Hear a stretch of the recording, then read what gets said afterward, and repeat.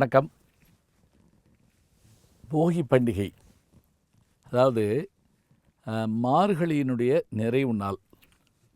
நாளைக்கு விடிஞ்சா தை மாதம் பிறக்க போகுது. ஒரு புத்தாண்டு மாதிரி அதை கொண்டாட போகிறோம். அறுவடை திருநாளுக்கான முதல் நாள் இந்த நாள்.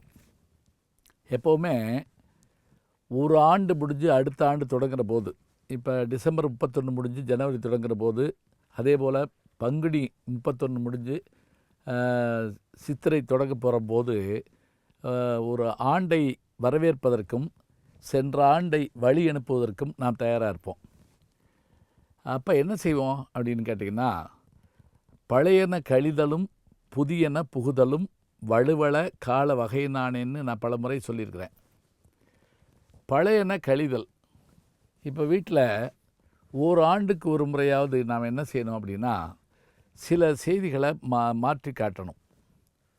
ஒன்றும் இல்லை, வீட்டில் இருக்கிற அந்த நம்முடைய வீட்டுக்கு தகுந்தபடியாக ஒரு அறை, ஒரு வரவேற்பறை, ஒரு சமையல் கட்டு தான் இருக்குதுன்னு வச்சுக்கங்களேன். அப்போ அதுக்கேற்றபடியாக சின்ன சின்ன மாற்றங்களை செஞ்சுக்கலாம். இன்னொன்று, இருக்கிற குப்பைகளெல்லாம் தேவையில்லாமல் இருக்கிறது எல்லாத்தையுமே எடுத்து முதல்ல அப்புறப்படுத்தலாம். இந்த அப்புறப்படுத்துகிறப்ப பழைய காலத்தில் என்ன பண்ணுவாங்கன்னா, அப்போயெல்லாம் ரசாயன பொருள்கள் இல்லாத காரணத்தினால அவை எரிக்கப்பட்டன. அப்படி எரிக்கப்படுறப்ப அந்த ரசாயன பொருள் இல்லாத காரணத்தால் அந்த புகை ஒன்றும் செய்யலை நமக்கு. உதாரணமாக கந்தல் துணியோ அல்லது சாதாரணமாக வீடு கட்டுகின்ற துடைப்பமோ, இதெல்லாம் பழசு தேஞ்சு போனது இதெல்லாம் இருந்ததுன்னா இதெல்லாம் போட்டு அப்படி நெருப்பில் போட்டு எரிப்பாங்க அந்த காலத்தில். ஆனால் இன்றைக்கி அந்த தவறை நம்ம செய்யக்கூடாது. என்ன காரணம்னு கேட்டிங்கன்னா, இன்றைக்கி நம்ம பயன்படுத்துகிறதுல 99% பொருள்கள் ரசாயன பொருள்கள். அதுலேயும் குறிப்பாக பிளாஸ்டிக் டயர் போன்ற பொருள்களை நடுவீதியில் வச்சு கொளுத்துகிற விஷயத்தை நம்ம நிறுத்துகிறோம். அதை நம்ம எப்படி நாம் கொரோனாவின் போது ஒரு விழிப்புணர்வோடு இருந்தோமோ, அதுபோல் இந்த நாளை நாம் கவனமாக நாமும் செய்யக்கூடாது, மற்றவர்களையும் தடுக்கணும். வீட்டில் இருக்க பொருள்களெல்லாம், பழைய பொருள்களை நாம் என்ன செய்யலாம், சுத்தப்படுத்தலாம். கிராமத்தில் யாருமே சொல்ல வேண்டியதில்லைங்க, அரசாங்கம் சொல்ல வேண்டாம், யாருமே சொல்ல வேண்டாம். என்ன செய்வாங்க தெரியுங்களா, வீட்டு சுவருக்கு வெள்ளை அடிப்பார்கள். வெளிப்புறம் உள்ள தரையை சாணம் போட்டு மெழுகுவாங்க. அதே மாதிரி அந்த பழைய அழுக்கு துணிகள்லாம் கொண்டு போய் எது பயன்படுதோ அதை பயன்படுத்துவாங்க, இல்லைன்னா மற்றவர்களுக்கு கொடுப்பாங்க. ஆற்றுல குளத்தில் கொண்டு போய் துவைச்சிட்டு வருவாங்க. பயன்படாத பொருளை விட்டுருவாங்க. நிலம், நீர், நெருப்பு, காற்று, ஆகாயம்ங்கிற பஞ்சபூதங்களில் வழிபட போகிற நாள் தை மாதம்னு வச்சுக்கிட்டா, அதற்கு முன்பாக இந்த பயன்படாத பொருள்களை எல்லாம் நாம் போக்குதல், அதனால் அது போக்கி போகியாக கூட மாறியிருக்கலாம். இப்போ நம்மை நாமே சுத்தப்படுத்தி கொள்வதைப் போல வீட்டை சுத்தப்படுத்துகிறோம், நம்மை சுத்தப்படுத்தி கொள்கிறோம். இதே போல் மனதையும் சுத்தப்படுத்த வேண்டும்.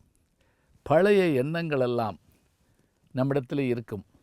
அவற்றில் தேவையானவற்றை மட்டும் வைத்துக்கொண்டு மற்றவற்றை நாம் என்ன செய்யலாம் என்று சொன்னால் நீக்கிவிடலாம். கருத்துக்கள் மாறலாம், தப்பே கிடையாது.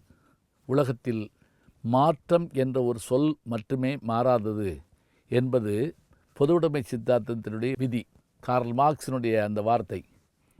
அப்போ அந்த மாற்றம் என்கின்ற ஒன்று வருகிற போது அந்த மாற்றத்தை நாம் ஏற்றுக்கொள்ள தயாராக இருக்க வேண்டும். அதிலும் குறிப்பாக இந்த 10-15 ஆண்டுகளுக்குள் மின்னணு கழிவுகளை என்ன செய்யறதுன்னு தெரியாத முறையில் இருக்கிறோம். குப்பையை கூட்டி அடுத்த வீட்டில் தள்ளுறதுக்கு பேர் போகி இல்லைங்க. அல்லது ஒரு ஸ்டேட்டில் இருக்கக்கூடிய அழுக்கை கொண்டு வந்து அடுத்த ஸ்டேட்டில் தெரியாமல் போட்டு போகிறது மரியாதை இல்லைங்க. நாம் என்ன செய்யணும், நம் வீட்டை நாம் சுத்தப்படுத்துவோம், நம் அழுக்கை நாம் போக்குவோம். புறந்தூய்மை நீரால் அமையும், அகந்தூய்மை வாய்மையால் காணப்படும்னார் திருவள்ளுவர். அதனால் அந்த பழைய ஆண்டை வழி அனுப்புவோம். கொரோனாவோடு சேர்ந்து அந்த ஆண்டு விடைபெறட்டும். இப்போது நமக்கு புதிய தைப்பொங்கல் அறுவடை திருநாள் தொடங்க போகிறது. இந்த நாளை வரவேற்க நாம் தயாராக இருப்போம். நாம் இருக்கின்ற இடத்தை சுத்தப்படுத்துவோம், நம்மை சுத்தப்படுத்திக் கொள்வோம், நம் எண்ணங்களை புதிதாக்குவோம். இப்படி வைத்து கொண்டால் புதியவற்றை எதிர்நோக்குகின்ற தன்மை நம்மிடத்தில் இருக்கும். போகிக்கு தயாராவோம், புத்தாண்டை வரவேற்போம்.